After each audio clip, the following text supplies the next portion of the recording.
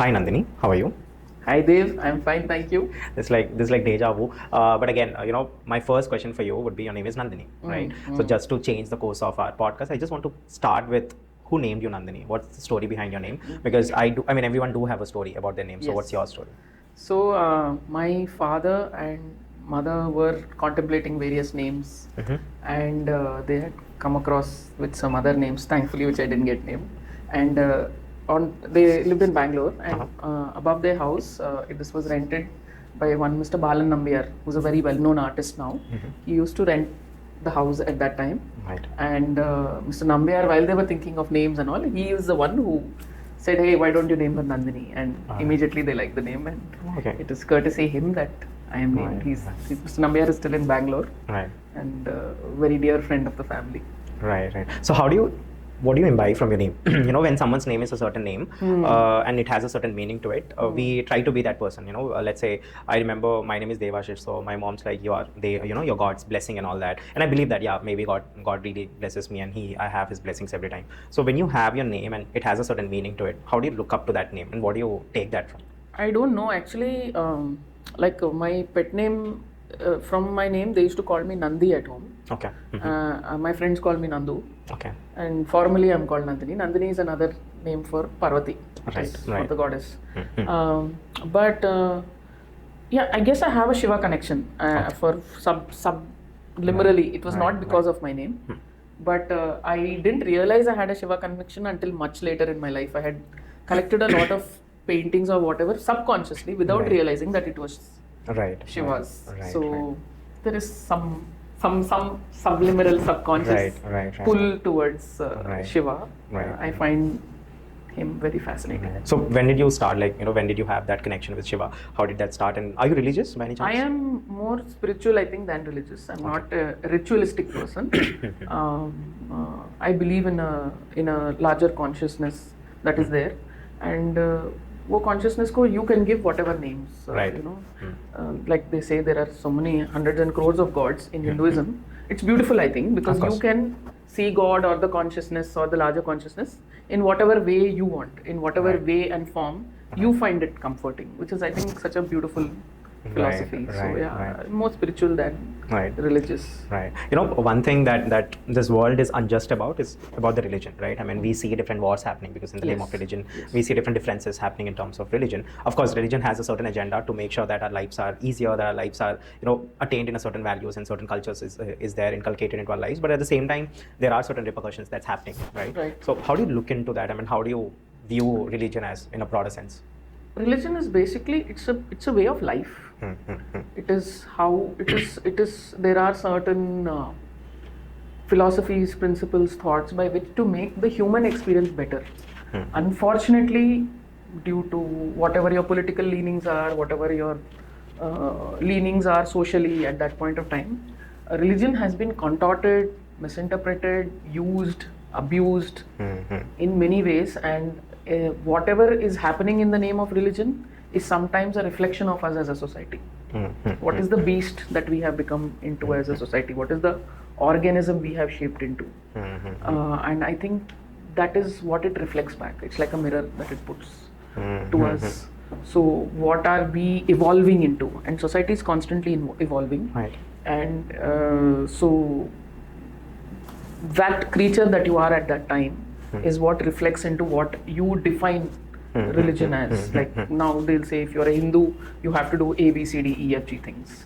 Somebody is defining. Who is defining, we don't know, but they do these definitions from time to time. But I think I am happier going inward. I don't like to state what is my thing. I think religion is each one's private business. I don't think it is a thing, and I don't think you should enter into that space of somebody else. Don't tell somebody else what to do or what not to do or whatever. And likewise, they should respect your private space also. Adding to this, just how you mentioned that religious is supposed to be private. I believe that, I don't know, I've just thought about myself, done certain contemplation myself and thought, why exactly is this happening? And then I decided to, work on that. It took me a month to actually figure out, like, why is this unjust happening? Why is there so many differences? Why is that people just do not respect each other and then, live harmoniously? And it came down to a point where I've understood that anything in public preview is bound to be criticized, is bound to be scrutinized, right? You make a movie, no matter how great the movie is, you put it out there in public, there would be people who would like it, there would be people who will not like it, there would be people who are just neutral. So I believe that perhaps the biggest problem with religion that has happened, I'm not sure if I can be very vocal, I might be wrong as well, please correct me, but I believe that religion is somehow public now, right? And getting back to an example of, let's say we have a family of 5, right? And then father is like the head of the family, because we are in India, it's a patriarchal society. Let's say father is the head, and he tells his wife, mother, that, you know, let's eat something today, and then let's cook this much, whatever. It can be a tomato curry or tomato rice, etc. So whatever. And the wife agrees, and the kids also agree. I mean, they don't have any other option, and they somehow eat the food and they sleep. But imagine if the father is asking a whole society to cook certain things, right? If it's going out in public and you ask someone, you know, everyone to cook this only, do not cook something else, you have to cook this. I think that's where, you know, the whole revolution starts, because now he's in public, right? So I believe that the biggest thing, or the biggest problem that I've started with religion, is that religion was not personal anymore. Religion was out there in public, and then when it's in public, people started criticizing it and thinking that their religion is better than the other. And I think that's where the whole problem started. What do you think? How do you view this? I don't know. I mean, I think the problem is not essentially with the religion, but the problem is the anger, frustration, powerlessness that people are facing in society today. I mean, I'll bring it down to simple thing: is why is there so much road rage now? Why is somebody so angry if somebody just cuts their car or whatever? You have people getting down, pelting stones, hitting cars. There are women, children in the car. Why are people so angry? Forget everything. Look at your social media. Anything you put positive, that has far less traction than a negative banter that starts. You start attacking somebody, that picks up like wildfire. People are more curious about it. So I feel there's a question we have to ask ourselves as a society, that which way are we heading? And it is all that kind of negative conversation, negative energy, which is defining everything, and religion cannot escape from that. Like, you know, while I was growing up also, there used to be curfew and things like that, and people have fought over religion and wars and many things. But now I will take one thing about the public part of it, is that now people are able to communicate socially so many more thoughts. Pehle, if you were cussing someone out, you could sit in your house, say it, who will know? Your 4 friends around you will know. Of course. Now you can go and put it on X or put it on social media, and it immediately, the reach is so much more. So whether it's your goodness, whether it's your hatred, now we are permeating through society. Like, it's become very like one osmosis that is happening. Right, you know, it's there everywhere. It's like now you put one drop of ink, it's in the pool. So the whole color of the water is going to change. So it's sad. I mean, what should have been something good, right, I guess has its flip side also. Right. But yeah, again, see, everything hits one boil and then does one recalibration, and it comes back. Why are people who are in their 30s, prime of a tech career, suddenly saying, no, this is not my life, and quitting and trying to do something else? So that thing will change again. I think it will come back. It will come back when people go back and question themselves and say, where are we going? Why are we doing this? And what is it giving me? Are you happy with what has happened? If somebody has gone and, for example, given some hate speech or a rant or whatever, hatred in any form to anybody doesn't leave a good residue in a human being, is what I believe. And it will take a toll. You can't go, suppose you went and hit somebody. Are you telling me you're going to eat your next meal peacefully, happily? You know, that energy is going to linger in you for some time. Right. So it's going to take a toll. It will take a toll in terms of health, in terms of mental peace. Kahin na kahin, you pay a price for it. Right. So then it's a question of how much you pay before you realize and then turn around. Right. You know, that's where I believe that movies comes to our rescue. You know, I think movies, for a larger extent, it shapes us, you know, human beings. I think if we go back to, like, let's say 30 to 40 years back, when movie industry was picking up, and, you know, there were lots of movies, and there were amazing movies as well, you know, that back then in the time. I think they've taught us many things. You know, one thing that I've learned from, let's say, Bollywood as an industry, I would call it Indian cinema, but I just, you know, name it as Bollywood, because people are still not accepting that this is an, you know, Indian cinema. So I think with Bollywood, the advent of movies that have started with Bollywood, it has somehow tried to make sure that patriarchy is decreased in the society. They have somehow tried to show that women are empowered, women has to do this, these are the rights of women. You know, these are the movies that I've watched, these kind of genre movies that I've watched in Bollywood, and I think I've learned a lot from them. And then people have changed after looking at those movies. There was this movie Thappad, where the actress got the lead gets slapped by her husband, and then she takes a stand for herself. So then lots of movies, I'm just giving an example, Right. not just Bollywood or Tollywood, but I mean that every industry, I think that's where the whole cinema magic happens, wherein they bring out certain topic and they show it to the the society and make them sit and wonder and also question themselves so that they can self-realize. So I believe movies are like a bigger part and picture of our everyone's life, and I think they really shape us in terms of how we are or how we are looking at the society currently. What are your views in it? How do you think movies are actually shaping us, and do you think movies can be one of those solutions that can actually stop this this hatred? See, cinema, no doubt, is a very big part of our culture. It does shape our culture. It does influence our culture. It is a large part of who we are as people, and I'm especially speaking from the South, especially. But again, like I said, society and cinema are very integrated. They're like conjoined souls. So यहाँ पे जो हो रहा है वहाँ दिखेगा, और वहाँ पे जो हो रहा है यहीं का दिखाएगा. It can't be like movie will, if I show you, like, see, now if you watch movies of late, the hero is like an anti-hero. He's not a very good guy. He's an angry guy, or he'll have a revenge, or he'll have something, He's not Rajan Dilwale Dulhaniya Le Jayenge. Like, no big hero now is doing that kind of a role.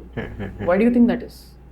It's not that suddenly filmmakers don't know how to make those stories. It is that the audience is not picking those stories. That is not the mood of the people now. That is not what is happening in society now. Now if I show you a very good guy as a hero, very nice, you will think he's a sissy. Hey, kya hai? Why is he so soft and this thing? Because life has become hard.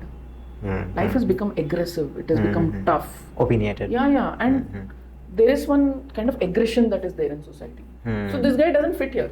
Wow. You will say, this guy doesn't exist. What are you talking? I don't know a fellow like this. Right. And even if I know, he's not my hero. If there is a hero from, like, Sandeep's Reddy Vanga's heroes, I mean, I know people, there are a section of people who criticize him for what he's showing and saying and all that. But there is a large part of society which is resonating to that cinema, which is seeing that kind of violence or anger or aggression and connecting to it. You have to reflect back and think, why is that happening? It's not just that, oh, Sandeep Reddy Vanga is glamorizing this whole thing. He's not doing anything. He's just telling a story. He's just reflecting the society. Right. He's telling a story which he created and a character, and he did it, and people are connecting to it. Why are they connecting to it? Because they are also feeling similar things. That anger, that anguish, Whatever the it rage. is. Maybe in Animal, maybe they found the character completely unfiltered. Like, suppose you are sitting here and you're saying something little insulting to me, and but I want to be polite, and I'll say, see Dave, I know you said something, but what I want to do is slap you. In Animal, that guy will slap you. That's all I'm saying. Right. So in reality, we cannot do that. Right. But he is doing that.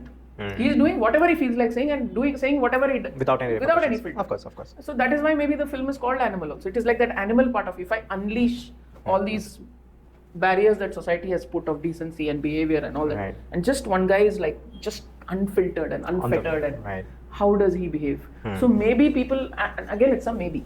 It's a maybe that maybe people connected, because I also try to understand what is it that they connected to, and maybe they connected to that complete stark honesty of what happened and Right. Brutality of it. So there is always a brutal side of humans. I mean, go back to any time, and we can't say it's because of today or go back to any time, any culture. The minute one country attacks another, what has happened?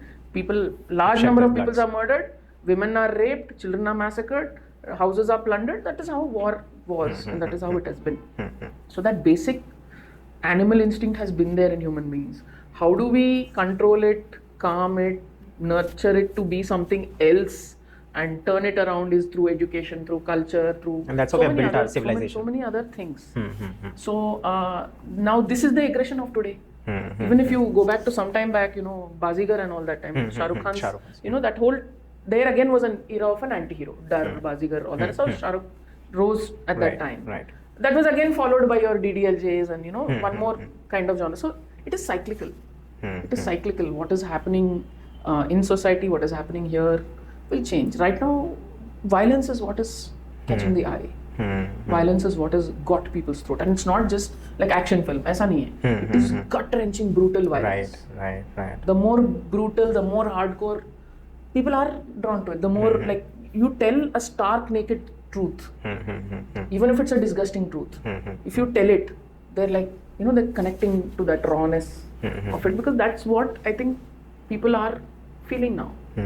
Wow. That's why if you see even relationships between people nowadays, romantic relationships are complicated. They have become even more complicated. Abhi to situationship is the thing, right? Yeah, trust me, very bad. I have nieces, nephews, and I know the complications that are happening in their respective love lives and the confusions and all. So we are right now in one state of flux and mess and craziness, much craziness happening. Right. Much more than at least my generation was going through. There's a different kind of trauma going on. Right. So all that trauma, somewhere you have to reflect it. Sometimes the opposite of it also will work. Like because I'm so traumatic, if you give me one complete escape from it in cinema, that will also connect. But there is always a connection, is what I'm saying. It can be this way or that way. Right.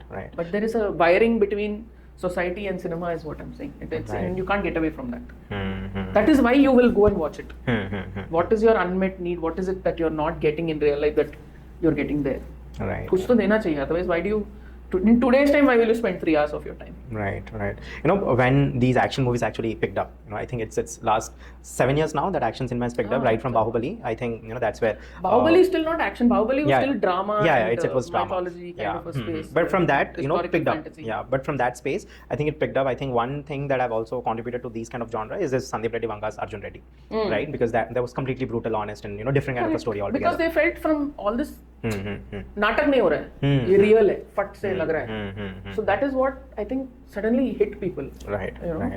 And so I was having this conversation, I think 2 years back, and I was talking, see, look at this. I mean, there are lots of action movies going on, there are lots of violence and all that.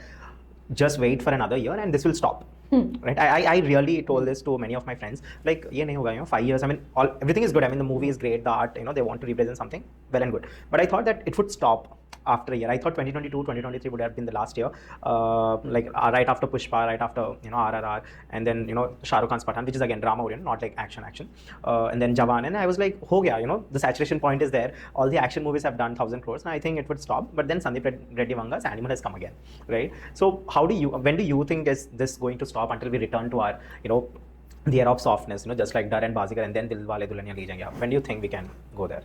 See, that's what I'm saying. When you see one relationship in among your friends or somebody whom you say, "Arey, this reminds me of such a old school relationship and love story, and they've been together for 7 years," or "Itne sweet hai, itne pyare." When you see that, you'll see this change also. Right. It's kind of wired. So I don't know. You can't say it. I guess one more disruptor has to come. Sandeep Reddy Vanga was a disruptor. Every time, art or anything, thought processes change. One person comes and disrupt something. Ram Gopal Verma was a disruptor like that. When cinema was being told in a certain way, he said no, now like this. So Sandeep is another disruptor, and when that happens, now somebody else has to come and again make one change. But that again someone will come from this society only, because he is not getting what he wants to see in storytelling in cinema. He will say, "Nahi, but ऐसे बोलना चाहिए ना story." So then that person will come and again do it. Till then, people who are not telling these kind of stories, there is a space for you, but you have to find the pockets for yourself and for your story, and you have to understand what is the grammar for your story now. You can talk about a story about a father and daughter, or you can tell a love story, but now let that love story reflect the complexities of this world. That's what I'm trying to say. Right.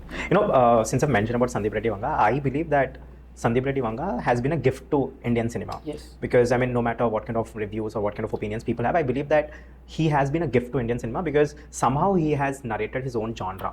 No one has ever dared to step. I mean, there have been instances, but not this fully fledged, because now we have social media. So the reach is also bigger now. So I believe that... debate on the talent of Sandeep. There is no debate. I think even his worst critics do give that he's a brilliant technician. And he is absolutely... Brilliant storyteller. He is a brilliant storyteller. He has created his own path. He's got a very unique voice. There is no discussion on that. I mean, across the board, I think. I think the people who have an issue with his type of storytelling is that they don't agree with the politics of the story. They don't agree with the politics, and fine. I mean, art is like that. You have a right to disagree with it. And when Sandeep makes a statement that, you know, if you love a girl, you should be able to hit her when she wants. That is what he is believing, भाई. अभी he is believing. वो नहीं बोल रहा कि आप सब लोग ये करो. वो believe करता है. वो अपने एक character को एक dysfunctional character को ही बना रहा है, and he's making that dysfunctional character behave in one XYZ way, and that is his voice. Like he is free to tell that story, you are free to criticize him. But now that is that. You can't say anything beyond that. Yeah. You know, talking about disruption, you just mentioned that there would come certain person who would disrupt, the industry. There will always come disruptors. But then we'll talk about your movies, the movies that you have made. With Modalaindi also. You know, there was the era where these soft movies were working, and these soft movies were something very fresh. And Modalaindi was a complete story back then, right? And then Oh Baby is there, and then you have a couple of other movies where your characters are also very real, right? Of course, Oh Baby, there's certain fictional things that has happened, but apart from that, I believe that your stories are also very true. There are people who resonate with it. There are people who go out and they know that, yeah, I can see myself in this character. I'm sure all the grandmas have seen themselves, in the character of Samantha. So how do you look at yourself when you go back home or whenever you're free and see that, hey, I can disrupt now? Did you ever get that feeling of yours? I see. First of all, I don't think Oh Baby was a disruptor. I think Modalaindi definitely was to some extent in the small film circuit. It was the grammar of the film, the way, the tonality of the film was different when it did come. But you can't start telling a story thinking I want to disrupt something. You have to just have conviction in what you want to tell, and you just have to want to tell it badly enough. And then the rest happens. You don't plan disruption, because, I mean, what you are telling, you don't know what are the other films that are going to come out at that time. You just have to tell your story with the conviction that you want to. So you have to just make what you're making. It's not like अभी Picasso बैठेगा ये नहीं बोले सोचेगा कि अच्छा now I'm going to make a masterpiece. It's not. Everything is in hindsight. Right. Nobody knew when Modalaindi was being made that it's going to be that. I certainly didn't think. Nobody was. We were far in the opposite axis. In fact. So that doesn't happen. You have to just tell a story because you believe you need to tell that story at that point of time. I think that is the only way to go about it. As a director, as a storyteller, what space you are in currently? I am in a space where I have decided I will only tell a story if I really feel I need to tell it. Like, that story should make me restless. I should not just tell a story for the sake of telling it, or acha now I'm 6 months, I'm not doing anything, I should not. What is the need for that story? I'm questioning myself. If agar ye picture nahi bani, to what is the loss? What is the, why do I need to tell this story now is what I'm questioning. So yeah. Why is this thinking? Like, I believe, there are lots of many movies that have been happening, and no one thinks it this way, right? That is there a need to tell this story or not? Today it's a time for you to question that, because there are too many things right now. It takes a lot to get people to come to a theater and watch. Of course. They have enough options. So now I have to fight harder for the eyeball space. And the ground where you are landing is shifting. Suppose I took off on a flight and I have to land from Goa to Hyderabad. Now imagine Hyderabad's ground shifting. It is constantly shifting. Now initially I thought it's Hyderabad, now this has shifted and become Kerala or something, because the ground is shifting. From the time that I start making a film to that point that it is landed, it has changed completely. Everything has changed. A lot of things have changed. The mood has changed. The conversation has changed. What people are watching has shifted. A lot of things shift. So that dynamic is shifting much faster now. So you have to be on your toes, and you have to see the relevance of your story. How relevant is my story? So then this should become less consequential. So that if I tell the story even now or 2 years later, that universality of thought or alignment is there. So that is, I feel. But does it restrict your art somewhere? I think it defines it better.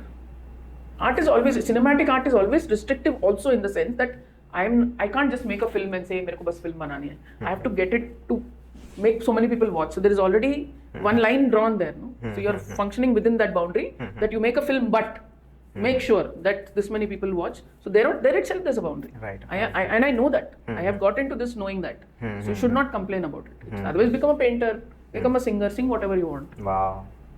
Don't worry about how many people are going to come and listen to. Right. I've got my thumbnail. I've got my first reel. I think I've got my first clickbait. No, I think it's very powerful to actually admit that aspect of it, because I've seen people who somehow not that vocal in terms of what movies they want to make. It's always a I want to do this. That's the whole concept, right? I've seen people who are like, I want to do this, I want to make this. But then you're coming from a space where you are trying to understand the landscape of whole cinema altogether. And then you somehow have managed to restrict yourself because you're already restricted, right? So I want to understand, how much time did it take for you to come into this mentality? You have to be there from your first film onwards. Really? You have been like this? Yeah, because see, you understand it. No, it's very somebody else's money. तुम अपने पैसे से कुछ भी करो. That's your problem. Right. See, Sandeep also, when Arjun Reddy was pitched to so many producers, it was not happening for whatever reason. And he was so convinced that this is a story that I need to tell at this time. And he was very convinced that it would resonate. He went and produced it himself. And then he did what he wants to do. He made a 3-hour film. And I think that's such conviction. So like I'm saying, when I say there is a boundary, but there is a freedom also within it. Right. You back yourself now. Now he's done it with his money. Now tomorrow somebody else is coming and putting their money on me.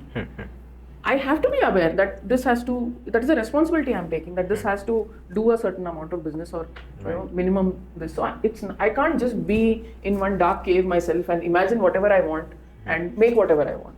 You can't do that. You have to be aware of where you are in society, what is it that people are watching, what is it that people are enjoying. You can also do something completely diametrically opposite.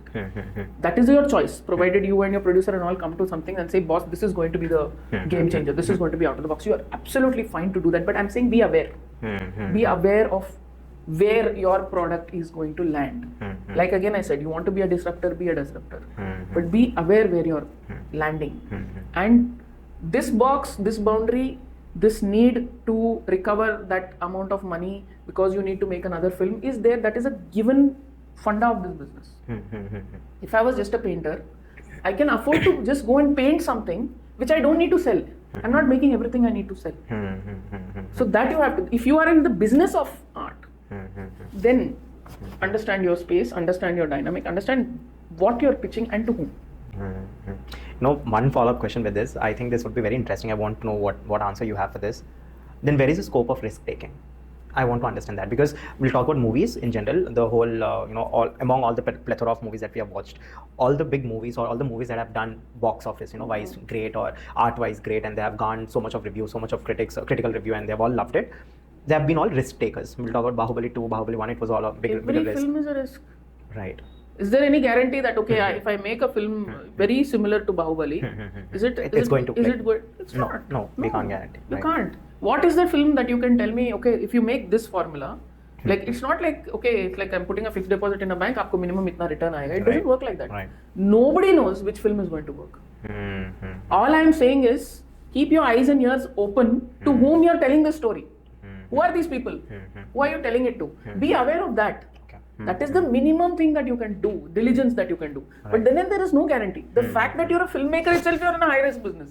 What is a success rate of cinema?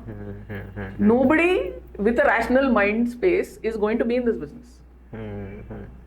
You can't be. You can't be. You will see increasingly rational people being more and more skeptical about this business. Right. The more you're rational, you really can't. Yeah, because look at the history of it. Look at how many films are made, what is the success rate. Look at it. So what do you do within that space? You will try to minimize your risk, which comes by terms of deciding on your budgets. You will say this hero's film, for amount this much I can sell it. Now by and large, this is the target audience. I'm trying to family or youngsters or mass audience, whatever. You will conform yourself into certain kind of segments and then do it. The fact that we are making it only is a risk, I'm saying. So we are all risk takers. There is no safe play in cinema. Right. Is there any safe? There's no safe space at all? No, I mean the only safe thing is if you're making a show for OTT and the platform has approved it and given it to you. Now the risk is being taken by the platform. The risk is off your head. The platform has done a calculated risk because of whatever algorithms they have or studies they have, whatever, or the demand for them. This is what we want to do, and you are making it, but you are covered because some X minimum amount of money, that amount of money is going to come to you. How is it going to be received? We don't know. If anybody knew what kind of film works, then that person would only be doing blockbusters. Of course. Why would you do anything else? Right. There is nothing. Right. I mean, tomorrow, I don't know if some AI algorithm will come out and say that these are the movies and how successful that will be. We don't know. Right. But I don't know. Cinema is just madness. There's one kida that gets into you and you have to do it. Otherwise, why else do people? So many people. The other day I went to Itihasa, which is a writer's room, and I said, how many engineers? And so many people put their hands up. So it's like one mandatory route that they go to engineering and then come into cinema. So cinema is just so much of our culture, art, passion, childhood, memories. That it's so impactful that somehow we want to be part of that world. And it's only when you enter it that you realize the chaos in the world. And somewhere in that chaos you have to find your footing. And find it and make it. And it's easy for people on X or Twitter or whatever it was called now to sit and criticize each film. And take bhi hai, you have a right to criticize. It's easy to sit and throw one stone from the dark. If I can't see your face, you can chuck any number of stones. But the people who are standing there also no complaints. In the sense, you signed up for this. You signed up to take a job in which publicly you will be criticized. Like, you knew about it. You have also done it. Every filmmaker today was audience at some point of time and cussed some director or the other. So now that chappal is going to fall on you also. Take it. We have spoken a lot about movies. Right now, I want to get back to something more sweeter. I want to understand, as a director now, the space that you're in, I've kind of understood. But then, when was the last time when you had a conversation which was deep? Do you have, because I believe you're also an artist for me. Like for me, anyone who's involved in cinema in general are artists for me. Not quite sure about everything. I mean, I'm not a great technician to understand everything, but I believe that you're all artists for me. So as an artist, how often do you have these deep conversations? Do you like sit with your friends together and have conversations, talk about things? How does it happen? I do have deep conversations. I'm fortunately blessed enough to have people around me who are insightful and have a sense of conversation and life and have a point of view which is interesting. And so I have quite a few conversations. And my conversations will range from younger people to older people. And I'm so surprised when I hear 25, 26-year-olds also come up with such depth of thought, which I don't think I was so mature at that age and had such amazing perspectives. It surprises me. So I like talking to people because I learn from people a lot. And I'm always a child in my head. I'm always 6 years old in my head, and I'm like wide-eyed when I'm talking to people. So I always try to absorb like a sponge what people tell me. And so if I go to a movie theater also, the ushers will be there. So I'll start a conversation with them and I'll say, "Kya like tiffin mein?" I'll say, "Tomato ki sabji." Say, "Itna kal bhi tomato, aaj bhi tomato, itna pasand hai." So I'll start having a conversation. There's so much that you can get out of simple conversations also. Can reveal a lot about the person. But yeah, coming to your question, I have these conversations fairly frequently. But having said that, I also believe that we are really in dire need of conversations. Right, we have so many podcasts, amazing people doing amazing podcasts. We have so many conversations going on. There's so many things that's happening, but I really believe conversation is very important for us to change, for us to understand each other's perspective, for us to shape the world again. Because somehow I think lately society is falling apart. You've just mentioned about love as well, and then we are listening to different things when it comes to love. So I believe that society is somehow falling apart, and it's us, to make these conversations happen and make sure that, it stands tall again. But having said that, I want to understand what's your take on love, because you have mentioned about situationships at a certain point of time in your conversation. So I want to understand, what is your take on love? What do you think love is all about? My friends are always joking that as a single person, you have a lot of opinions on love. So I don't know. I think maybe sometimes being the outsider helps. Love, I feel, somewhere is tied into your childhood. It's what you lack in life and what you're searching for. What is that thing that is there in your story since you were a kid? So what are you searching for? Some girls are searching for their father. Good or bad, they will go and they will keep finding that only in a relationship. Then they will keep running into trouble and again and again. Daddy issues. Daddy issues will happen. And so many things. So it's about us being in touch with our hurt, our pain, our voice, our need. I think a lot of times we reflect our problems onto the other person in a relationship, and we complicate things.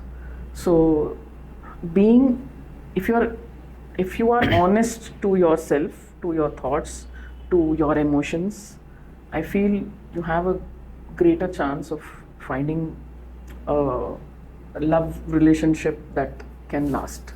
Not everybody needs a love relationship that can last. You can also have a choice that I want to have many relationships because each relationship will shape me.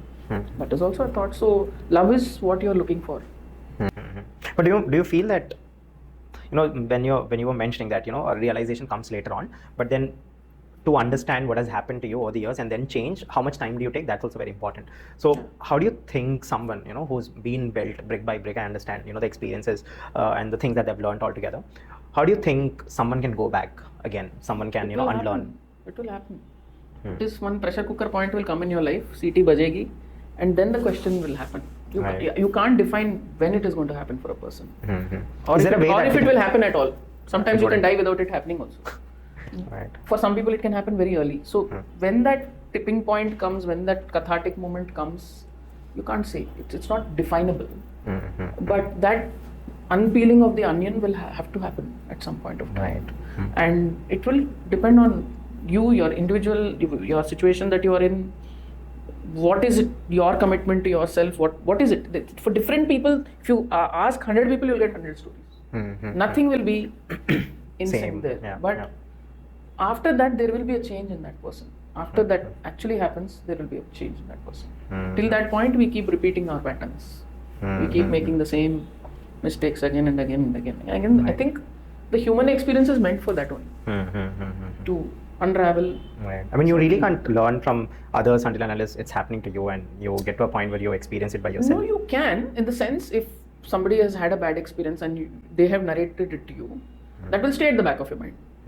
Then your friend, you will say कि, or suppose your friend said, वो जो auto वाला है उसने मेरे को इतना cheat किया, वो इतना था, वो मीटर टैम्पर किया था. Next time you get into an auto, you'll start thinking if this is tampered. So what will you do? You'll start watching that meter. Is it going correctly? After 1 kilometer, is it changing? Or is it changing before that? Kitna? You'll start thinking. It's all these things do influence us. But I'm saying, what was the tipping point for that person need not be the tipping point for you. Of course. You are made of some other stuff. You are made of some other bunch of moments and experiences. Two children in the same house, born to the same set of parents, exposed to the same situation, also will not respond the same. Of course. So that's what makes us so unique and so beautiful. Right. We are all unique masterpieces by ourselves. Right. I completely vouch for that because there's this story that I've heard, when I was a kid. It's about a family with 2 kids. The father was a drunkard and he always used to come beat their mom. Right, and then they both grow up again. The kids grow up. One becomes a very good husband, like he gets married and then he takes care of the family. But the other one, he also gets drunk and he starts beating his wife. And then there was this person who was asking, like, who comes and asks, like, you have been in the same family, right? And then look at your brother, right? He's very good. He's taking care of his family, and then he has his wonderful daughters and all that. And why are you beating your wife and all that? So this guy says, like, I don't know about him, but for me, I've seen my dad doing this, right? He used to come drunk home and then he used to beat my mother, and then now I'm doing the same thing. I don't think it's wrong. And the same question when was asked to the other brother, he was like, I've seen all these things and I thought that this is not right. Change. So this is why I've been. So I believe, experiences, no matter, even if you have the same experiences, the things that you learn from it is completely different. And I also believe that you should actually sit with those experiences. Just because you have experienced something, you wouldn't learn from it until unless you go back, you learn. I mean, you sit and think, why did that happen? Like, how did that happen? What are the things that you would want to really learn from it? I think you have to be in your own space for your experience to actually work on you. This is what I was talking about, noise. When I was saying there is too much noise in life. Do you actually, have you actually sat in, when is the last time you have sat for 5 minutes and just been with one thing? I don't care what it is, without thinking about anything else, without these gadgets, without this, without that.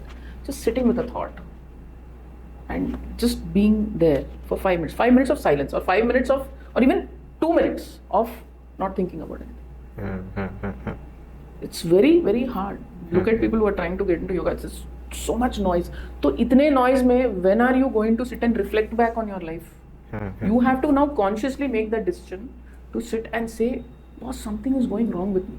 And this will happen when you have had multiple bad relationships, you're depressed, your body, you're having IBS, you're not sleeping. Your body will start telling you, boss, wake up.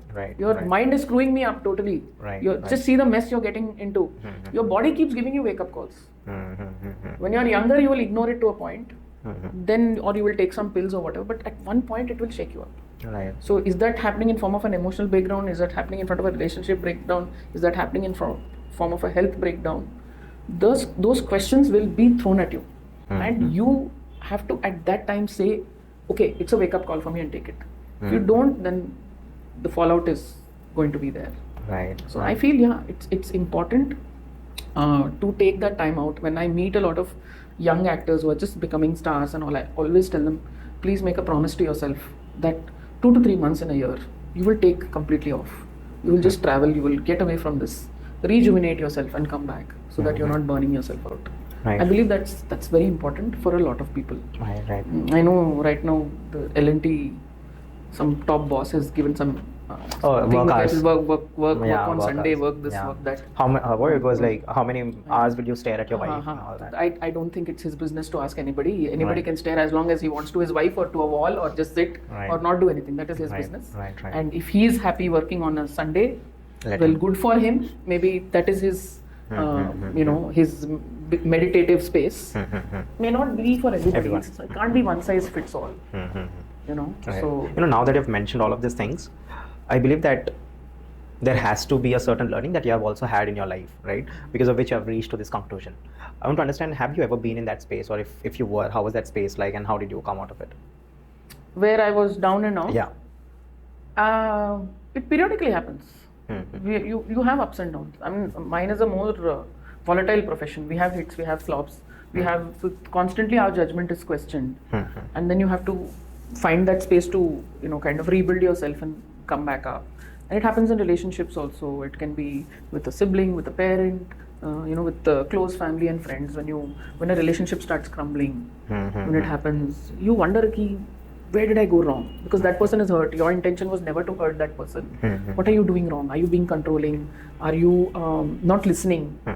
What is happening? So these are things that you try to understand, learn, unlearn about yourself, understand your own patterns, understand where you need to let go, understand that you can't always fix things. So one of the things like I discovered about myself was that I am a problem fixer. Whether or not it is my problem, I can straight away dive into it and start trying to fix it. So many times my friends will call me and say, aise hua, and then I'll immediately start giving a solution. No, why don't you do? So my friend will say, look, don't give me solutions. I just want to be heard. So listen. So now I'm slowly trying. I'm still in the process of trying not to solve things. Trying not to solve things. So this again comes from your childhood or whatever situation that you were placed. That one particular trait you will. Right. That becomes your defense mechanism. So those are the kind of things. So this is a beautiful life. Is a beautiful process of getting to know yourself. Forget other people. Right. There is so much to know about yourself, which I feel we don't know, and you will spend a lifetime understanding about yourself. Right. So that's the beauty. When someone is a problem fixer, they get exhausted as well, right? And I believe that right now in this current generation that you are living in, that I'm living in, I think we want listeners, right? We want listeners. We want people to listen, and that's why the mental health organization that I'm currently working. Yes. We have something called as Project Friend, where we are providing friends to people who can just listen to, right? So we are training these interns. They are psychologically trained. They're not like engineers and doctors, whoever we want to. We don't make them sit. So they are all trained, and they're effectively trained to listen. So we have made them to, आप कुछ नहीं बोलोगे, आप बस सुनोगे, हाँ करोगे, क्या हो रहा है, क्या नहीं. You just gauge the problem, you just gauge what's happening, and that's your thing. You just have to listen. That's our Project Friend. But then having said that, problem fixers, they get exhausted more, and sometimes the need of attention that we actually have to give them, we don't give them because we think that they're problem fixers and they'll be all good by themselves, and there's lack of attention that we give to them. Have you felt that in your life? I mean, I feel sometimes that I don't realize that sometimes I need fixing too. Right. I'm fixing other things. Right. Sometimes I forget that in that process I have developed so many traits that are causing other problems. Right. So I need to just back off and fix something within. Right. Is something. Some situation will throw that mirror up at you also. Right. And you have to recognize it and recalibrate. How's your way of fixing yourself? What do you do? I talk to people that I trust, and I will think and I apply, and I yoga is very helpful for me. I have to get back to the silence of the mind. I'm a very easily distracted person, so I get into something, and I'll do. Right. So I just need to slow back. So I'll go for walks. I'll exercise. I'll swim. These are all my calming things. I like to just float in water. Right. I'll just float. I can float for 20 minutes, 30 minutes. Right. I can just. I just need that silence.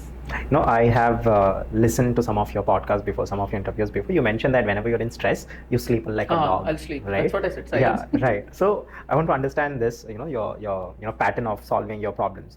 How does sleep help? Because most of it will actually relate when they say that. I've heard many people. Whenever there's a problem, they sleep. Even me, including myself. I run my mind through the worst possible thing that can happen in that scenario. Okay. Like, okay, this happened. I'll run myself through the end point, like disaster point of that. Once I've seen that, and I say, okay, fine. Now, itna yoga na, itna yoga. Usse zyada kuch nahi hoga. I'll handle that. Now, fuck it. Now it's not in my hands. Go to sleep. Right. And just at least wake up with some energy and then handle it is what I do. Right. But it doesn't always work. It works sometimes. Right. But yeah, that's what I do. Right. Going back to your life now, I mean, we spoke about your professional life and understand the kind of problems or the kind of scrutiny that happens and the kind of volatility that comes with your profession as well. But I want to understand Nandini personally, right? We'll start off with how she was when she was a kid. So if you can define Nandini when she was 5 or 6 or 7 years old, how would you define her? I was a curious kid. I was a curious kid. I was wanting to be friendly and bookworm. Used to read a lot.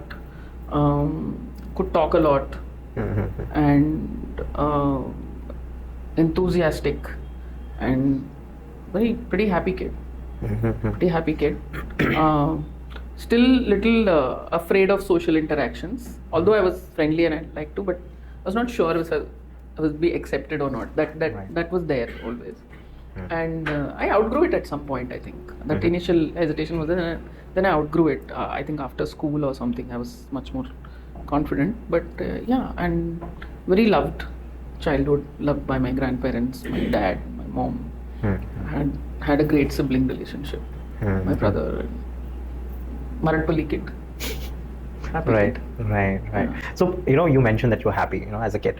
How you used to look at the world, like what was the thing that goes into your mind when you looked at certain, let's say you have seen a certain argument that's been happening in the place, in the home or outside somewhere, or you have had good marks in your mark sheet, you got great marks, and then you come back home, you showed your parents and they appreciate and all of that. I want to understand how you used to take things when some certain good things were happening and certain bad things were happening. So how was your mind calibrating to those events as a kid? Bad things, I became the problem fixer. That was my childhood. That came from my childhood. So the instant whenever you have something, when something goes wrong, the instant signal is to fix it. The thing is, my parents were divorced when I was very young. So I felt I had to parent my parent, my mother.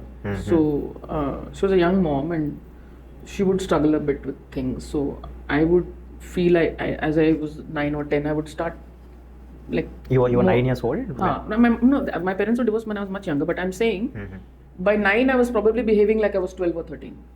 I was not really being just kiddish anymore. I was taking up responsibilities and I was being more like a support to my mother. So I think that and my brother would rely a lot on me. So I was very much... He's younger to you? He's younger to me by 2 years. So, but I was parenting him partly and parenting my mother also. I think that's where this problem fixer kind of situation comes. And by the time I was 20 or 21, we had seen almost 6 deaths in my family.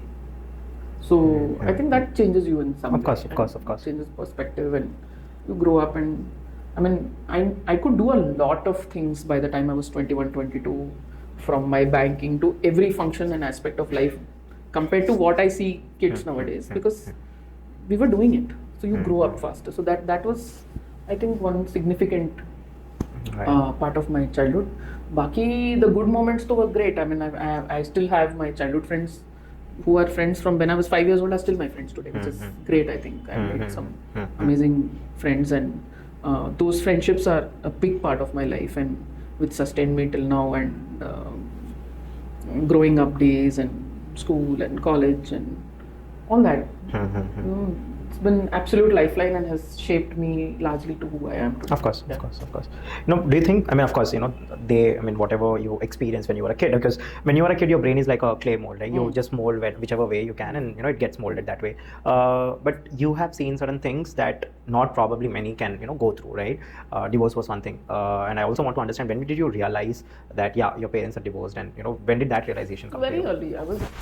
I knew it because I was told about it when I was probably. Did you have the bandwidth to understand what's happening? हाँ, समझ में आ गया था. मतलब you don't see your dad every day, and other people come with their both their parents, and you understand it slowly. Maybe the language you wouldn't have understood at that point of time, but eventually you understood the dynamic. And Right. It was pretty early in life. Does that has anything to do with your current life? It must. No, it must. In what ways I don't know, but it must have impacted me in some way. Did that change your way how you look at love? Not particularly, because then I would tell everybody, "No, you should not get fall in love again." Well, that didn't happen. Okay. But in what way exactly did it shape my mind, or has it impacted in me being single? I don't think consciously that has happened. So subconsciously, we'll have to get a shrink to sit and dissect it, because it's not like I've never had any relationships or anything. All that was fine. But once I came into the movie industry, I was not meeting those kind of people with whom I wanted to get romantically linked or whatever. It just didn't happen. And there was no lingering need for it also. Of course. Up to one point, I was open to it, but then, I don't know, there was no, I've never felt alone. Right. The very few moments in my life when I felt alone. Right. So I don't know, maybe that's how I'm built, or maybe I have such a great bank of people or relationships, or maybe I'm just a people person. You're like floating? Do you believe that you're floating? Or do you think you are happily? No, I think I'm pretty got my feet on the ground. Okay. I'm not floating, but floating is a nice feeling. I float in my pool. It's a beautiful feeling. Right. I float in my own head. Sometimes I'm having conversations and then I've suddenly gone off somewhere. So my friends will say, then the friend will ask me a question, and then the other friend will say she's not listening to you for the last 5 minutes. So that's, right. I am a floaty person that way. Right. But no, I think I'm like, if I was to die tomorrow, I have no regrets. That's a very powerful statement. Yeah. Why do you think? I have lived my life well. And I have done, they say, have you done everything that you wanted to do in life? What wanted to do in life? Every day I come up with different things. I don't have some key. Right. By this age, I want to do that. Right. It's very hard to actually believe this, because see, when we grow, we feel like, मुझे एक ऐसा घर चाहिए, we have all those dreams, right? ऐसा एक छोटा car चाहिए, these kind of things. मेरे dreams इतने बड़े नहीं होते हैं. I have dreams every other month. Something will come up. Right. I want this, I want that, and if I really want it, it happens. Right. I'm really telling you, it happens. Right. If I want it badly enough, right. hell, it will happen. Right. Somehow it will happen. Right. Like there have been times when I wanted a particular car, and then I didn't have the money at that time when I wanted it, but it will happen. Wow. It will come. I will get that money at that time, and that much only I'll get. I am a very, very big believer that the universe is constantly giving me what I need. I have never been afraid of living a day without money or financial insecurity. That's not something that lingers on my head too much. Which is, the flip side is, I'm not a very financially sound person in the sense कि इतना plan करना है, ये land खरीदना है वो. I'm very bad at it, but my brother is good at it. Right. But on the flip side, I'm a very happy person. That's why I don't have any blood pressure and sugar issues at all. That's why I tell them, because I'm not thinking of all those things. Right. कुछ ना कुछ हो जाएगा. The universe is doing some jugaad for me. Right. No, I also believe in the same thing. As a matter of fact, you sitting here is also something that I've thought of, that I'd one day, call and I'll do that. But at the same time, now I want to understand the dynamics that you share with your mother, right? At an early stage when your daughter is actually, helping you, or is just trying to parent you in one or the other way, the whole dynamics change, right? So as of now, how is it with your mother? What's the kind of relationship that you share? I'm still her parent. You're still okay. I'm still parenting. She's my kid, and now she knows that I'm parenting, because obviously she's much older, and I can say stop doing that. Now she listens. Right. तब थोड़ा reverse था. But I'm still her parent. But yeah, she's my mother in many ways. That a lot of times when I was down, and it took me 6 years to make my first film, every year would feel like, "Arey, 1 year has gone by, 1 year." But my mother would always come and tell me, "No, that astrologer has said that next year by March your movie will be done and it is going to be a big hit." So it's like one, placebo effect that will happen for you. So you'll say, "Acha." So then you'll think after the second astrologer, you'll think these fellows don't know shit. Then she will say, "No. Something, that man, something man puja I have done there and this." Something she'll say, some bullshit she'll tell me that will give you hope for another few months. Right. So my mother is an eternal optimist. Right. And I've realized that is what has kept her afloat in life. She got into some stupid land litigation some 30 years ago. She took clean money and she bought some litigated property. Even till now she believes that is going to come to her. So every month she'll tell me, "By next month I am going to get this many crores, then I will buy you the villa." So till few years back I used to say, "Why are you this thing?" Then I realized that is giving her hope. Now why should I end that? Right. If she's thinking ki next month she's going to get some 20 crores and she's going to do something with that money, let her think. It's a thought. Right. Wo aaye nahi aaye is another thing. Right. So basically, we have to understand what is it that keeps us ticking. Do whatever keeps you ticking is what I'm saying. If you are telling yourself something, if that is keeping you going and keeping you happy, just fucking do it. Whether it will happen, whether it will not happen, I don't care. If some engineer is sitting in the office and dreaming of his film and thinking one day I'm going to do it, yeah, sure, keep that thought alive and put those little steps to where it is. There will be a million people who will tell you it's not possible. But if something, one flicker in your heart is telling you it's going to happen, just do it, because that is giving you some great joy. What do you earn money for? What do you want a car for? What do you take a holiday for? What do you want to fall in love for? To feel happy. Right. This is keeping you happy, do it, man. Right. It takes me back to this dialogue of SRK's movie. I don't remember the movie, but he says that, Admi without food, he can survive for certain days. Without water, he can survive for 3 days. And without air or oxygen, he can survive for 3 seconds or something. 30 seconds or something. But then without hope, he can't even survive for 3 seconds.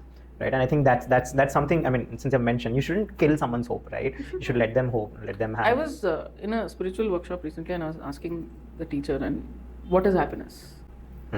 So such a basic question. What is happiness? And she gave me such a beautiful answer. She said, if you are doing something at some point of time, and you would rather be there than anywhere else in the world, doing anything else at that point of time, then that is happiness. Correct? No? Correct. If you're eating one amazing bowl of dal chawal, and you are so happy with it that you're not thinking about anything else. Right. That is happiness, bro. What else is happiness? If you're carrying your child and you are so happy, at that moment you don't want to trade that with anything else. Right. If I say, "Bhai, wo bacche ko de do, I'll give you a BMW car," you say, "No matter what." You won't give up that joy for anything. Right. If you had bought your first car, I was driving past Maruti the other day in Jubilee Hills, Banjara Hills, and I was seeing a family buying their car for the first time. I was parked, there was a traffic jam. And when there's a traffic jam, I'll always look out and look at people. Right. Rather than get frustrated ki kya traffic is not moving. I like to look at people around because it's nice. So I was watching, and there's such a beautiful moment with this family. They're so happy. And I can see it as their first car. A little Maruti Alto or something that they bought, and so much love they're receiving it, and they're taking photographs, and that whole family, such a big moment. Right. And now I was thinking, that will happen only once in your life. For your first car only. Right. It will never happen again for any car. Right. So what I felt for Modalaindi, and the first time I saw that show, that moment will never happen for any film in my life. Even if I do a film that is making 1,000 crores tomorrow, मेरे को वो खुशी नहीं मिलेगी. So life is only these moments. It's that, and just enjoy that moment and experience that moment. And, the first time your friend shares something with you, something amazing with you. And recently my niece had a birthday, and we were wondering कि क्या करना चाहिए party में ये वो. I said, let's all talk about the first time you met her. What did you think about her? What was your thoughts? And people shared such beautiful things. She was in tears. People don't know what people think about them half the time. Right. It was so nice. For her, that was the biggest gift that day. That what people felt about you. So that's the thing. So you may not remember what people gave you or gifted you, but you will always remember how you felt with somebody. So I think that is the most important aspect of being human. How, when you walk away from somebody, how that person feels about it. What is the feeling they had when they are with you? That is the most human interaction that can happen. And I think that is the most beautiful interaction. And I really think that this is why we can never be ready for someone's death. right? Because you just can't think about it. It doesn't cross your mind. And even though you know that at the end of the day we are going to, at the end, some way down the line we are going to die, and leave this world. But then we never get ready for our loved ones to leave us. I think that's. It's a preparation process. From a person who has seen several of these deaths, I can tell you that. Recently, very dear friends, parents passed away within a span of few months. And you don't know what to tell somebody when somebody dies. Of course. What do you say? I'm sorry. Yeah, sorry, but kya hoga? So I have this good or bad habit of making a joke in the most depressing times. So I said, Dekh bhai, all roads are leading to Madhapur. We are all in a traffic jam. You turn right, you're at Madhapur. One car is in front, one car is at the back, but we are all in that same lane. I said, uncle's vehicle has turned right.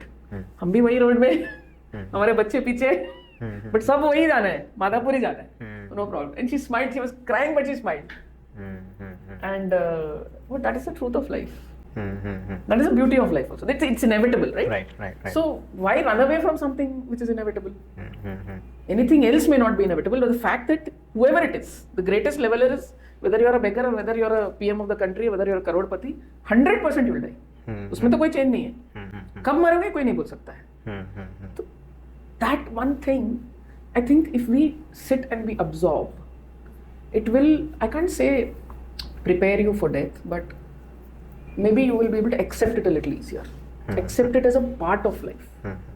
No, Nandini, one question that I've always had this since my childhood. I've always, we, whenever, in our class, they do in the very first day of the school, after the summer vacations, the first day of the school, teacher comes and they ask, let's say a new teacher has come, she'll ask introduce yourself, let us know about your name, what do you want to be in the future, and then what's your birth date or hobby or something like that.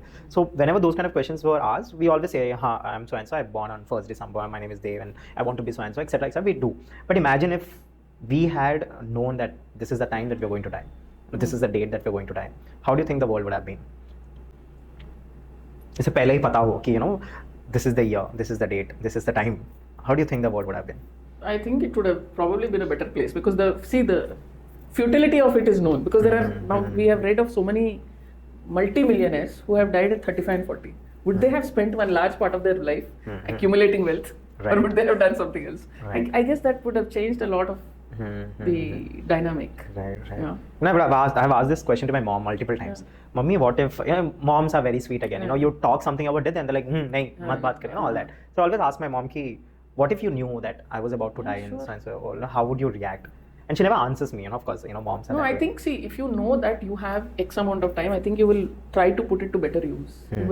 You will question what is important in life, truly important. Because otherwise the rest of the grammar in your head is what society tells you. कि तुमको इतना job आएगा, इतना घर रहेगा, if you have a car, if you have this, then you will be happy. So we are all waiting to get all those things to be happy. Right. Right. This one portion of our life is gone, in trying to get to the point to be happy. Right. By that time you have accumulated more shit. Right. And then you have to now clean up that shit to figure out what happiness is. So maybe. Again, this thing is, constantly comes into my mind. I sometimes ask, interesting guests this question, that what if you had this, If a farmer is asked that question and he said, if you knew, then he will only think, how many crops can I have? Right. Will I be alive to see this crop? Right. It is as basic as that. Right. So it will, again, like I said, depend on how many suitcases you have put on your head by that time. So the lesser suitcases, the more beautiful and simpler your answer is going to be. If I knew when I'm going to die, I will only today think of, okay, is my mother taken care of? Are my dogs taken care of? Do I owe anybody any money? बाद में बोलना नहीं कि so that I clear up my debts, and then और किसी को माफी मांगनी है तो माफी मांग लेंगे, बोलेंगे राम राम भैया till we meet next. बस उतना ही. And I'll probably think, what is my last meal? Right. What should I eat? No, this is very diet will go out of the window. This is actually very interesting. So let's say there's something bad's going to happen. I'm sure your fans would say, why are you talking about this? But then, what would be your last meal? Which meal do you think you would want to have before you end your life gracefully? Pani puri. Really? Oh, great. Pani puri is my favorite thing. No, as a Hyderabadi, I expected much. You thought biryani and all that. No, I'm a pani puri person. Very happily I'll have pani puri. Right. All right. So, this question I really ask all the guests. So basically, the whole podcast is about what's the perspective that my guest has, right? So perspective on life. Just a mosquito. Okay. So basically, I ask all of my guests and try to understand what do they think life is all about. So since we have spoke about all of these things, I really want to understand what do you think life is all about? What's your perspective on I have no life? clue, bro. I'm still figuring it out. Really? Yeah. What is life all about? If you know that answer, your purpose of life is solved. Right. No, I expected you would say happiness. No. That I expected. It's not only happiness. Imagine if you were only happy your whole life and somebody is coming and crying, you'll say, what is wrong with this guy? Right. There won't be any. Like this, huh? Right. You don't have that ego. The Buddha only went through so much, he saw so much, and then he became the Buddha. No, your human existence is so that you understand pain, you understand sorrow, you understand jealousy, you understand hate. It's understanding so much. It is processing every part of yourself is the part of life. The conscious, the subconscious, everything. Which to completely brick by brick disassemble yourself and reassemble yourself. Maybe that's an answer. Right. I believe you're an accidental director after listening to a few of your podcasts and interviews. I'm accidental. Can you just tell me the process again? I've known the story, but internally, what has happened when you have given this responsibility? Internally, how was your mindset? When I decided to become a director, by that time I was very sure this is what I want to do. Why? Because I was happy as doing it. Okay. I was absolutely happy. I could work 23 hours and just come back the next day and do it. So when you are that happy, that is what you should do. Because when I was small, I was asking my dad what should my profession be. Like, I said, what do you want and what should you look for? Should I look for money? Should I look for... My dad said, if you want to make shoes and you love making shoes because you're just crazy about how the whole craft of making shoes is and you're passionate about it, you will make the best pair of shoes in the world and you will get a shitload of money for it. But you have to do it because you really love it. And that is the only reason you should choose your profession. And that's what I stuck to.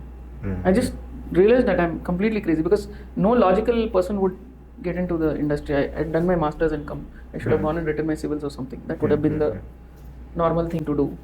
I just landed here and that was it. And then I was just understanding things organically. I'm not an educated filmmaker. I'm an unpad filmmaker.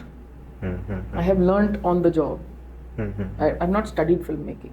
Did that give you a certain freedom? Because when you're not constructed to a certain structure, where you're... There are pros and there are cons. You learn on the job, so you know you're actually doing the practicals. But if you do theory and then do practical, you have a different understanding into it. So maybe some things that they are taught, I learned 5 years later or something like that. And maybe some things that I know, they're not going to figure out till they are 2 or 3 films in. I don't know. So that is a give and take of a different kind. But given a choice, if I had known that I was going to be a filmmaker, if I was aware that I would want to, I would have opted to study filmmaking. I would have opted to. No, I want to understand. This is very peculiar. I wanted to understand. I didn't know that you were preparing for civils, or there was a time when you were preparing for civils. Very short time. I quickly gave up. How many months? Just maybe 3 or 4 months. I went and bought all the books. Then I was sitting, and then my friend was making one schedule ki you have to study so many 4 or 5 hours after my college. And then after I think 1 month or 2 months, I said, hell, I can't do this. Because I was thinking, okay, I'll do all this and then what am I going to do? I'm going to get a bureaucratic job. Am I the kind of person who can work within one framework and do a bureaucratic kind of job? And for some reason, I was resisting it. And just as well. I don't think I'm a desk job. I can't do a desk job. I don't know if I would have made a good IPS officer or not. I can't say now in hindsight. But I'm just glad I became a filmmaker. I love my work. Absolutely love my work. I won't trade it for anything else. But I also believe that when you're preparing for something like civils, there are lots many things that you learn. You have to learn. Yeah, I mean, trust me on this. I think I have not directly prepared or anything like that, but I've read the books because I really love reading books.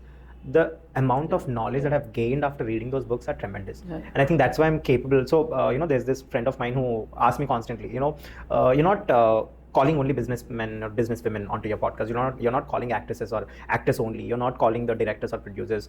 You're calling anyone, right? You are calling artists. You're calling painters. You're calling businessmen. I like this, a human director. It's such a nice tagline that you have. Yeah. So I think reading those books have enabled me to actually sit here because now I have knowledge which I can actually bring and sit here. If not, I would be talking about nonsense again. It doesn't make sense. But I think when you have studied civils, of course, you might have imbibed or learned certain things. And I'm also sure that you're applying somewhere, in your lives as well. But having said that, why did you choose civils that I'd want to do? I want to understand that part. I mean, you have done your engineering as well. It was a process of elimination. I had done my master's in international politics. Intermediate tak, I was thinking medicine. And I decided doctor for the court and all.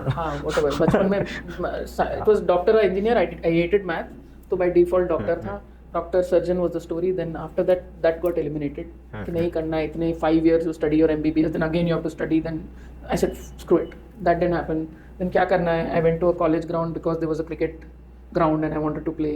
So ऐसे हुआ मेरा पूरा selection process. So then when I went there, then somebody told me about JNU. Then I said great, to go somewhere and study for 2 years in North. So how was your mom's reaction when you came back after 3 to 4 months? From JNU? Yeah. JNU? No, not JNU. I mean for civils when you were starting preparing. Civils, when I went, I said I'm going to study for the civils. In those 2 years, she understood that ये तो होने वाला नहीं है, ये रायता हो गया है. Right. But she thought I will do something. She thought I will do, I had applied to the London School of Economics and got in, and then I didn't go, and also that became a little, what are you doing? And I kept saying, नहीं कुछ तो करना है. I will get the idea. Right. So it was that. It was a lot of times, I tell people who are still trying to understand what it is. I said, don't be afraid if you don't know the answer. At least know what you don't want to do. That is a great way to go about it. These I don't want to do. What I want to do will emerge. Don't worry. Rumi said, walk the path and the path will appear. So keep doing something. What is it that you're enjoying doing? No, I want to be a photographer. Okay, go try to do something, do a course and try to assist somebody for a little while. See, if it doesn't work out after 3 months, it's fine. I'm saying every experience that has happened to you in life is going to add up to something. Right. Just trust me on that. It's going to add up to something. It is going to shape you in some way for something. All these things are preparing you for something. But have that thing कि कुछ करना है. Don't just say, now I'm chilling and life will happen to me. No, you have to happen to life. Right. You move ahead and you do something. You have to be proactive. Right. And do something. Then something will happen. Don't worry about when and what and that big thing and all. But keep refining that dream that you have for life. Keep refining it, and that should come from the absolute depths of your soul, because you want it, not because your friend is earning 40,000. That you say, I want to earn a job which is giving me 45,000. You want to earn 45,000 for what? Because that is what you want. Then do it. Right. But imagine every possible thing about that job.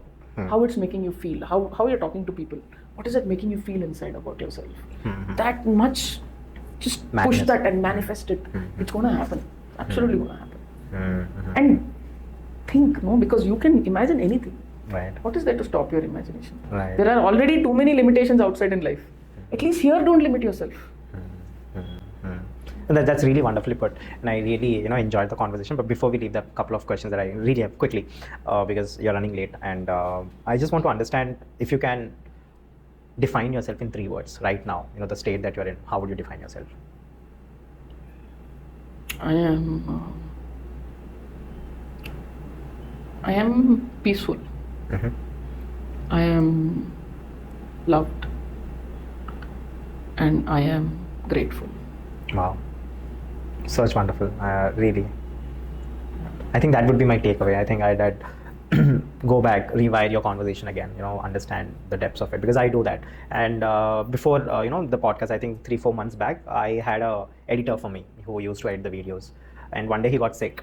And then I told him, it's okay, you don't worry, I'll edit it myself, because I know a little bit of editing. And I started editing, and that day I realized what I've been missing when I was doing the podcast.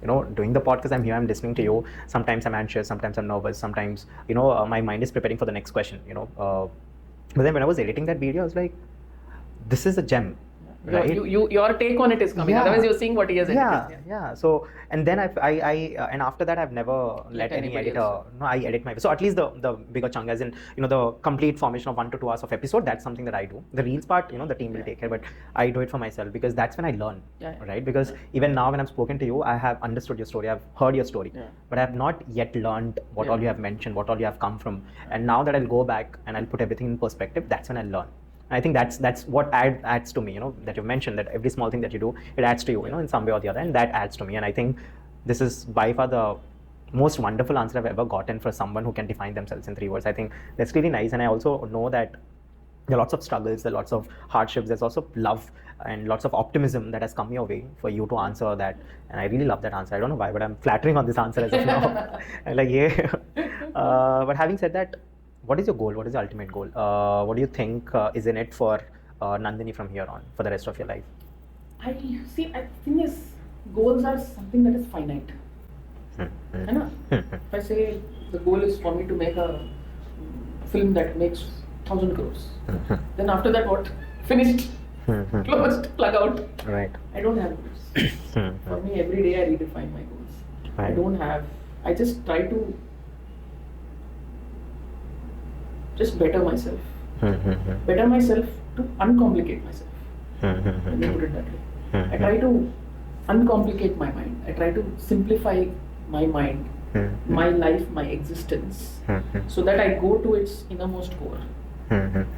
We are all just specks Right. in the most basic form, and we complicate our lives with so much stuff. Right. So for me, it is to go back to my absolute core of my soul, Right. to understand my journey. For what, where, why. Why am I here in this studio today talking to you about all this? My whole life has led me to this point. Right. So, through this whole complication of my life, to unburden myself and to connect to the absolute core of my being is my goal. Wow. That's it. That's it. I don't have too many material goals. Those are all Right. transactional stuff. Having said that, I'll be very honest. There are lots of questions that I have to ask. I have to ask you. There are lots of things I have to know about you. I don't think to ask is enough to completely understand you. But I hope that we have a part 2. And I think we'll wrap it here. It was such an inspiring and insightful conversation, I would rather say, because not many can actually articulate their experiences in a way that makes someone as young as me to understand and reflect on. And I believe that you have somehow made me be there in your story, right? When you were at 2 years in JNU and you were like, nahi, ye mujhse nahi hoga, ya fir wo mujhse. I was there. Now I believe that I was there, and I think that's why you're one of the brilliant filmmakers that we have. And I'm really looking forward to your next movie as well. As you've mentioned that you're waiting for the relevancy now. You're waiting for the right things to happen. So I'll be looking forward to it. I'll be watching for it. Trying to find stories that connect all of us. Right. Like you said, like you were there in JNU, in that moment connected you. Right. I am looking for stories that connect us. That universality of connection through what I am saying and what you are listening is the beauty of storytelling for me. That's what I seek. Right. More than box office numbers or something. And that's why some people, when they come and meet me, they say, "Can I give you a hug?" They don't know me. There's nothing. I'm not a hero or heroine or something. But something in my film or my story made them feel very close or thankful or whatever it is.